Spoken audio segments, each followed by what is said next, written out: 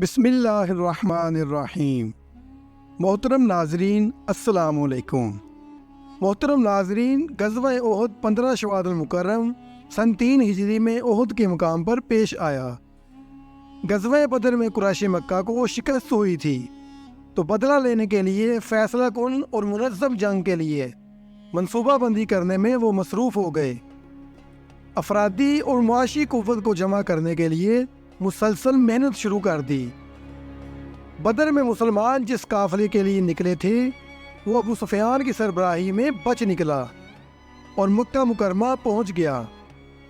یہ قافلہ جو مال تجارت لے کر آیا تھا، قریش مکہ کو اس میں بہت زیادہ نفع حاصل ہوا، تو انہوں نے اس بات پر مشورہ کیا کہ جتنا نفع زیادہ ہوگا وہ اس جنگ میں استعمال کریں گے۔ مشورہ کی مخصوص جگہ دارالندوہ میں اجلاس ہوا اور یہ طے ہوا کہ ارد گرد کے قبائل کو ساتھ ملایا جائے تاکہ فیصلہ کن جنگ ہو سکے اور اس کے لیے خوب تیاری بھی کر سکیں۔ 3000 افراد پر مشتمل لشکر تیار ہوا، جن میں 700 زرہ پوش، 3000 اونٹ اور 200 گھوڑے شامل تھے۔ قریش اپنے ساتھ 15 خواتین بھی لائے تھے، اور ان کو لانے کا مقصد یہ تھا کہ یہ عورتیں جنگی اشعار پڑھ کر اپنے نوجوانوں کو جنگ کے لیے بھڑکائیں گی۔ کچھ اونٹ کھانے کے لیے اور کچھ اونٹ بار برداری کے لیے لائے گئے، اور باقی اونٹ اس نیت سے لائے گئے کہ واپسی پر مسلمانوں کے اموال چھین کر ان پر لاد کر لے جائیں گے۔ 5 شوال المکرم کو قریش مکہ مکرمہ سے روانہ ہوئے۔ حضرت عباس بن عبد المطلب رضی اللہ تعالی عنہ مکہ میں موجود تھے۔ انہوں نے ایک تیز رفتار قاصد کو خط دے کر مدینہ بھیجا، اور وہ جلدی مدینہ پہنچ کر نبی کریم صلی اللہ علیہ وسلم کو کفار کے عزائم سے آگاہ کرے۔ وہ قاصد خفیہ راستوں سے ہوتا ہوا آپ صلی اللہ علیہ وسلم کے پاس مدینہ منورہ پہنچا۔ آپ صلی اللہ علیہ وسلم نے لشکر قریش کے حالات معلوم کرنے کے لیے 2 انصاری صحابی حضرت انس اور حضرت مونس رضی اللہ تعالیٰ عنہ کو بھیجا، اور ان کے ساتھ حضرت حباب رضی اللہ تعالیٰ عنہ کو لشکر کے افراد کی تعداد معلوم کرنے کے لیے بھیجا۔ انہوں نے واپس آ کر اطلاع دی کہ ان کی تعداد 3000 کے لگ بھگ ہے۔ دوسرے دن نبی کریم صلی اللہ علیہ وسلم نے صحابہ کرام کو اپنا ایک خواب سنایا کہ میں نے ایک مضبوط قلعہ دیکھا ہے جس میں ایک گائے موجود تھی، اور میرے ہاتھ میں ایک تلوار ہے۔ جب میں اپنی تلوار کو ہلایا تو اس گائے کا آگے والا حصہ ٹوٹ گیا، پھر میں نے دوبارہ ہلایا تو وہ صحت مند اور اچھی بھلی ہو گئی۔ پھر آپ صلی اللہ علیہ وسلم نے اپنے اس خواب کی تعبیر یہ بیان فرمائی کہ قلعہ سے مراد مدینہ ہے اور گائے سے مراد مسلمانوں کا لشکر ہے۔ اس کے ایک حصہ گرنے سے مراد مسلمانوں کی شہادت ہے، اگلے حصے کا گرنا اس سے مراد جنگ کے حالات کا خراب ہونا ہے، پھر گائے کا ٹھیک ہونا اس سے مراد ہے کہ جنگ کے حالات کا دوبارہ ٹھیک ہو جانا ہے۔ نبی کریم صلی اللہ علیہ وسلم نے صحابہ کرام سے مشورہ فرمایا کہ جنگ مدینہ سے باہر نکل کر لڑی جائے یا مدینہ کے اندر رہ کر، تو اس پر بعض صحابہ کرام کی یہ رائے تھی کہ مدینہ کے اندر رہ کر ہی مقابلہ کیا جائے، جبکہ باقی صحابہ کرام کی رائے یہ تھی کہ جنگ باہر نکل کر لڑی جائے۔ مدینہ کے اندر رہ کر لڑنے سے کفار مکہ ہمیں کمزور سمجھیں گے۔ اکثر صحابہ کرام کی یہی خواہش تھی۔ حضرت حمزہ رضی اللہ تعالی عنہ نے قسم اٹھائی کہ قسم ہے مجھے اس اللہ کی جس نے آپ پر کتاب نازل فرمائی، میں اس وقت تک کھانا نہیں کھاؤں گا جب تک مدینہ سے باہر نکل کر ان کو مار نہ ڈالوں۔ اس موقع پر رئیس المنافقین عبداللہ بن ابی ابن سلول بھی اپنے ساتھ 300 افراد لے کر اپنے غلط مقاصد حاصل کرنے کی غرض سے شریک ہوا۔ اس کی رائے یہ تھی کہ مدینہ کے اندر رہ کر جنگ لڑی جائے، کیونکہ یہ مدینہ کی تاریخ ہے کہ مدینہ کے رہنے والوں نے جب بھی اندر رہ کر جنگ لڑی ہے ان کو فتح حاصل ہوئی ہے۔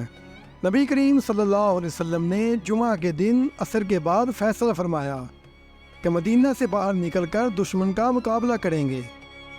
نبی کریم صلی اللہ علیہ وسلم اپنے گھر تشریف لے گئے اور جنگ کی تیاری فرمائی۔ چنانچہ 1000 کا لشکر نبی کریم صلی اللہ علیہ وسلم کی قیادت میں مدینہ سے احد کی طرف نکلا، جس میں صرف 2 گھوڑے تھے، ایک نبی کریم صلی اللہ علیہ وسلم کے پاس جبکہ دوسرا حضرت ابو بردہ رضی اللہ تعالی عنہ کے پاس تھا۔ نبی کریم صلی اللہ علیہ وسلم نے حضرت عبداللہ بن ام مختوم رضی اللہ تعالی عنہ کو مدینہ منورہ کا قائم مقام حاکم بنایا۔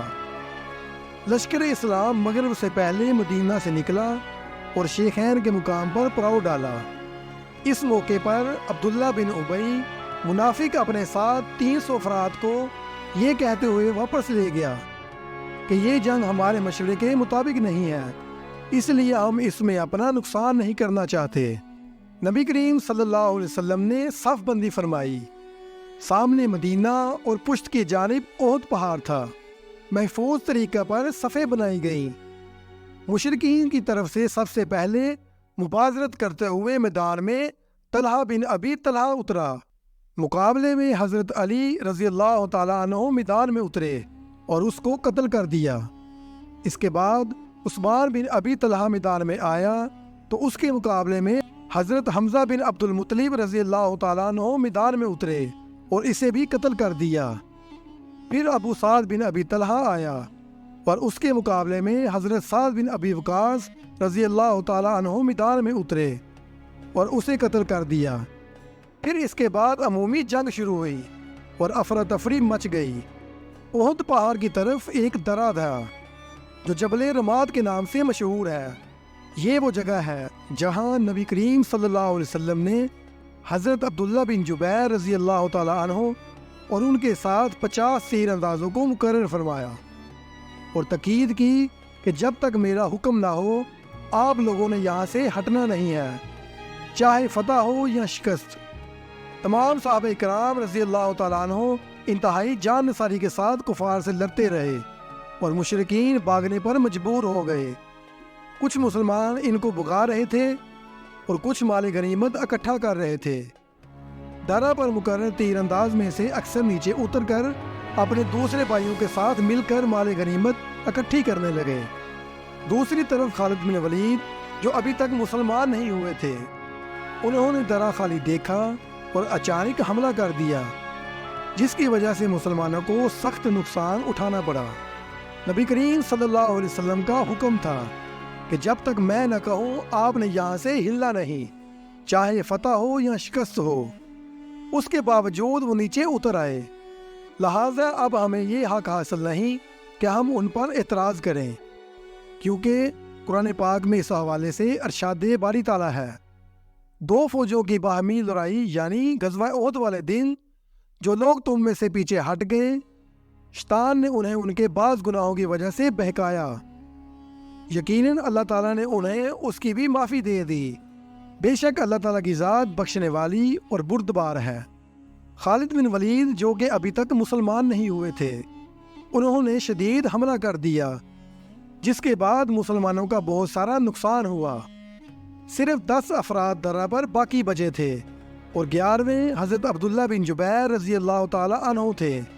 سب کے سب شہید ہو گئے۔ اب جیتی ہوئی جنگ بظاہر ہاتھ سے نکل گئی تھی۔ اس افراتفری کی شدید کیفیت میں نبی کریم صلی اللہ علیہ وسلم کی حفاظت کے لیے چند مہاجرین انصار صحابہ کرام موجود تھے۔ نبی کریم صلی اللہ علیہ وسلم کے چچا حضرت حمزہ بن عبد المطلب رضی اللہ تعالیٰ عنہ بھی اس جنگ میں شریک تھے۔ آپ کو نبی کریم صلی اللہ علیہ وسلم نے اسد اللہ و اسد رسول ہی یعنی اللہ اور اس کے رسول کا شیر قرار دیا تھا۔ غزوہ بدر میں جبیر کے چچا کو حضرت حمزہ رضی اللہ تعالیٰ عنہ نے قتل کیا تھا۔ جبیر کو اس کا بہت صدمہ تھا۔ انتقام کے طور پر جبیر نے اپنے غلام واشی بن حرب سے کہا، اگر تو میرے چچا کے قاتل یعنی حمزہ رضی اللہ تعالیٰ عنہ کو قتل کر دے تو تب آزاد ہے۔ چنانچہ جب کفار مکہ غزوہ احد کے لیے مکہ سے روانہ ہوئے تو واشی بھی ان کے ہمراہ چل پڑا۔ حضرت حمزہ رضی اللہ تعالیٰ عنہ جنگ احد میں بڑی جواں مردی سے لڑ رہے تھے۔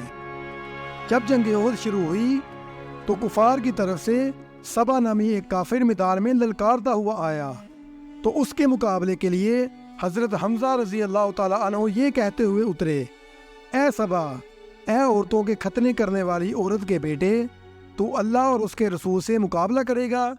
پھر اس پر تلوار سے وار کیا اور ایک ہی وار سے واصل جہنم کر دیا۔ وحشی حضرت حمزہ رضی اللہ تعالیٰ عنہ کی طاق میں ایک پتھر کے پیچھے چھپا ہوا تھا۔ جب حضرت حمزہ رضی اللہ تعالیٰ عنہ اس کے قریب سے گزرے تو اس نے پیچھے کی طرف سے حملہ کر دیا اور نیزہ مارا جو کہ ناف کی طرف سے پار ہو گیا۔ حضرت حمزہ رضی اللہ تعالیٰ عنہ اس حملے کی شدت کی وجہ سے تھوڑی ہی دیر بعد شہید ہو گئے۔